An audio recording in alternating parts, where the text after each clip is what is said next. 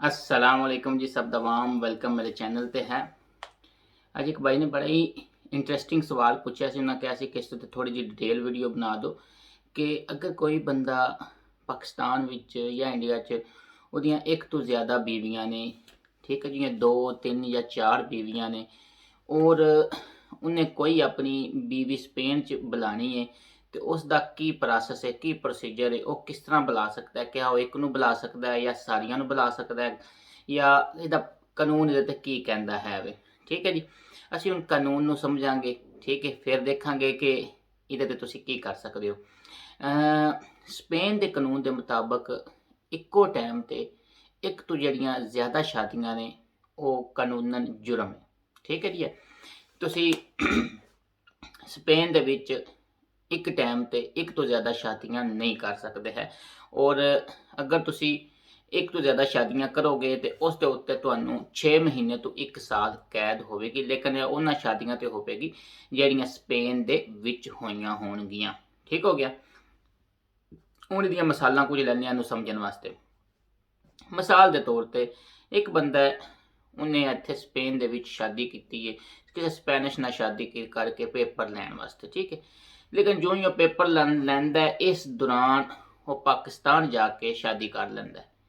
वो वापस आउंदा है, फिर कुछ अरसे बाद या नैशनैलिटी लैंदा है या फिर किसी वजह तो वो अपने डॉकूमेंट चेंज करा के तो उस स्पैनिश लड़की नाल डिवोर्स दे के कल नूं अपने डॉकूमेंट्स अप्लाई करना चाहते हैं। लेकिन इस प्रोसैस के दौरान ओदी शादी जी पाकिस्तान रजिस्टर हुई सी, उस दौरान हुई सी जिस दौरान उसकी इत्थे शादी सी। इस गल्ले उस स्पेन की गौरमेंट उस शादी नूं नहीं मन्नेगी, क्योंकि कानूनी तौर पर वो एक ही शादी कर सकता है। मिसाल के तौर पर मैं लास्ट टाइम एक न्यूज़ पढ़ रहा सी, एक मरोक्की सी, उसने भी इस तरह ही किया कि एक स्पैनिश कुड़ी ने शादी करके डॉकूमेंट्स बनाए और उस तो बाद 2 साल बाद जाके उन्हें मरोक्को च अपनी शादी कर ली। ठीक है, जो वापस आया फिर उन शादी चलती रही, मरोक्को भी चलती रही, इत्थे स्पैनिश नाल भी चलती रही। 4 साल बाद उसने तलाक दी, फिर अगले साल उन्हें अपनी उस बीवी बच्चे ने डॉकूमेंट्स अप्लाई किए तो उन्हें उसनों गिरफ्तार कर लिया सी और उसनों सज़ा दी सी। ठीक हो गया। यानी कि स्पेन के कानून के मुताबिक अगर तुसीं कोई स्पेन च शादी करते हो और उस तो पहले पाकिस्तान च कोई शादी की है या उस तो बाद पाकिस्तान च कोई शादी की है तो कानूनन जुर्म होगा, जिन्ना चि तुसीं इत्थों तलाक ना लै लो या सैपरेशन क्लीयर ना कर लो। यह तो होगी पहली चीज़ है।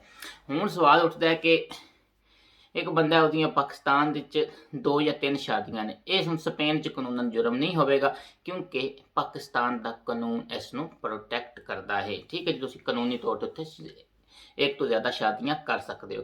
हुण इत्थे सवाल है जन्म लैंदा है कि मैं किस तरह अपनी फैमिली नूं बुलावांगा और की तरीकाकार होगा।